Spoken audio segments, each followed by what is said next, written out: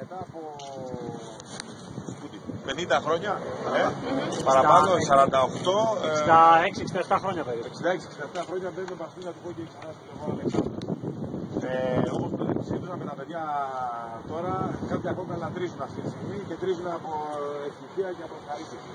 Είναι μεγάλη τιμή για τον Παναθηναϊκό που οργανωθείτε το τμήμα χόκκι του Πόρτου.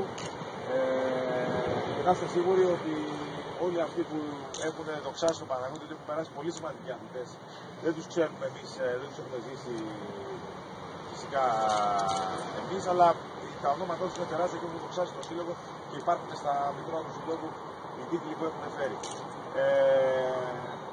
Εγώ σας εύχομαι να έχετε καταρχήν υγεία και να μπορέσετε γρήγορα να απομειωθείτε από το σύλλογο, εννοώντας κυρίως τις αρχές του. Είναι δύσκολο. Εμείς έχουμε μία αρχή, μαθητική ψυχή. Δεν θέλουμε να κερδίσουμε πάντα.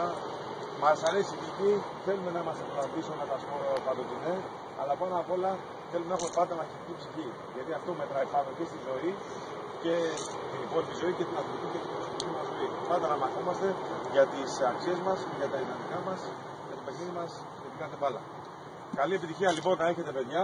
Θα είμαστε δίπλα σας σε ό,τι χρειαστείτε. Ο Παναθηναϊκός είναι πάρα πολύ μεγάλος σύλλογος.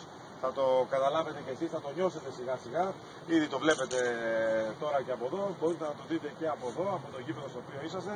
Και θα είμαστε δίπλα σας να πορευτούμε μαζί στο όνειρο του Παναθηναϊκού.